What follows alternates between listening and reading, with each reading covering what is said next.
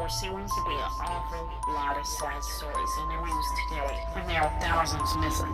Does anybody care? We built a channel where we talk about those faces. Talking News. Debbie. Cassie Barnes has still not been found, and it's been 2 years since her case first hit the spotlight. Breaking. Chattanooga and Middle Valley both behind bars. Sarah Galloway was found. She wasn't found alive. What happened to Sarah Galloway? It's too heartbreaking to share. Children are still missing.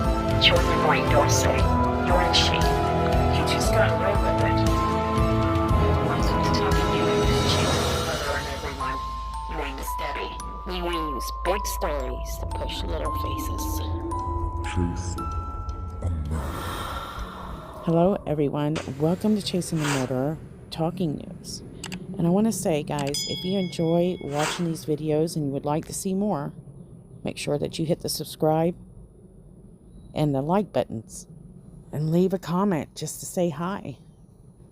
So today I'm doing a Talking News episode, and it's a story about a woman, a mother out of California that just kind of vanishes in the thin air. Seems to be a case that happens a lot lately.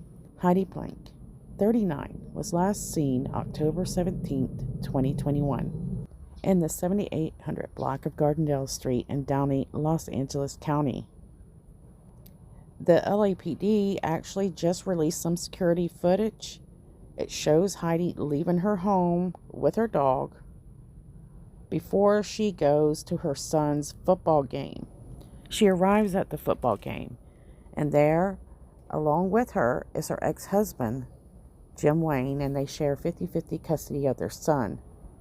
She watches the game for a bit, and as they approach halftime, her ex-husband says that she appears to be a little edgy and antsy.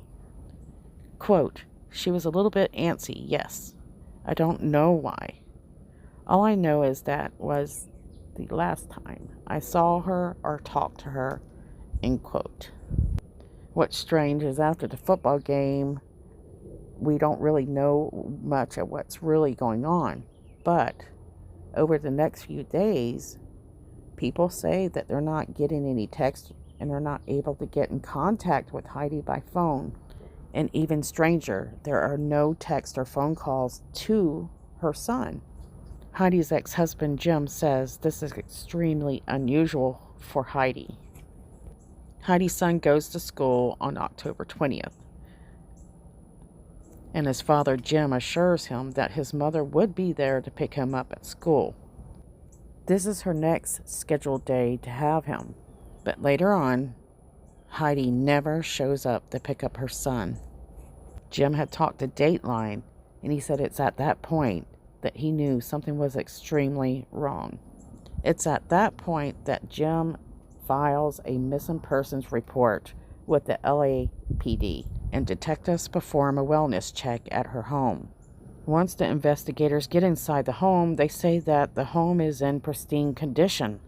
And even stranger yet is her phone and laptops were left behind. That is strange, since she did go to she left her home. Wouldn't she need her phone? They go through her phone and they find a few texts. And one of the texts that they find is a text from a woman that had found Heidi's dog. I might have forgotten to mention this, but Heidi had her dog with her when she left the house. So now they have clues. They have a dog. But where is Heidi? Jim says, quote, "She's a devoted mother who would never, ever leave her son. We have a 10-year-old boy at home that's looking for his mom, and we just need to find her," end quote. Now this is very interesting. So Jim, Heidi's ex-husband, says how he discovers how they find Heidi's dog and where they found it.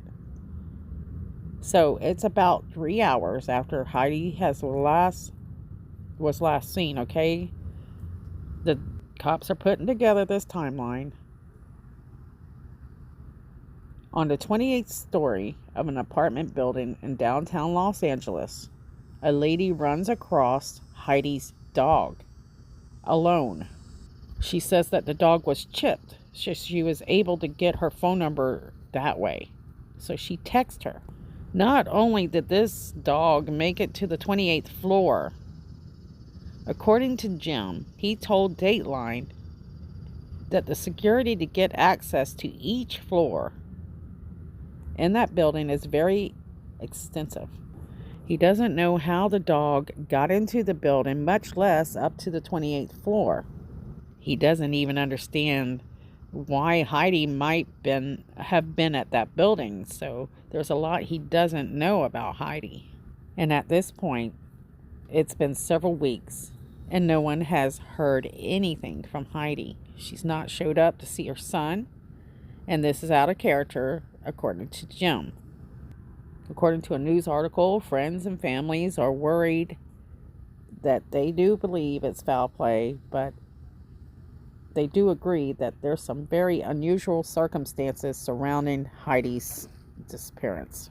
I know you guys are used to my major details, but I haven't had time to put the timeline together yet. But according to local reports and federal agents and homicide detectives from the Los Angeles Police Department, according to a few news reports, police actually searched her home on October 30th, so on Friday, and they are seen carrying out a few bags of evidence. Speculating that's what it is anyhow. Sorry guys, I'm a little unorganized today. Whatever they found in Heidi's home Friday, they say that they will not be releasing any details. Meanwhile, Heidi has many friends coming forward, one of them being Danielle. She spoke with Dateline, and they say that they are doing everything they can to keep her name in the public and hope that someone with information will come forward. She says, quote, "I just want to know where my friend is." Heidi's son calls her, wondering where his mother was. She continues with, "He needs his mother. We all need her home safe," end quote. Of course, Jim is concerned as well. He says he's worried more about what is at stake for their son, really. Heidi's son just wants to spend his birthday with his mother. He doesn't want to spend it without her. And they are hoping for a miracle.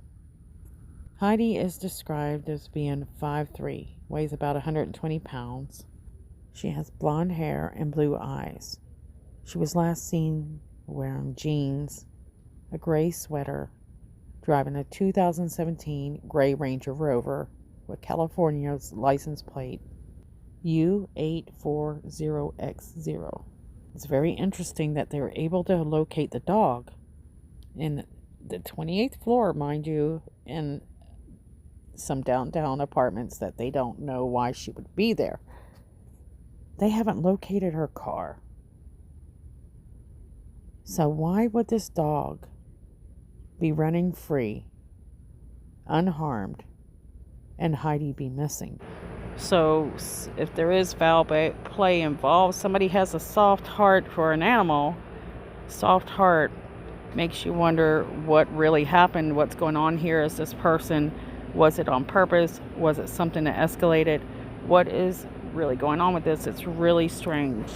So I guess they're finding out by now if she knew somebody in that apartment complex, and if she did, maybe she got in her car, maybe an accident happened. We don't know any details, so we can't even speculate. So all we can do is push for her face to be seen and hope for the best, because if you don't have anything on this story, you really can't even guess as to anything at all what happened to her. So thankfully, somebody, whoever found that dog, was able to leave something to help give police a timeline, at least.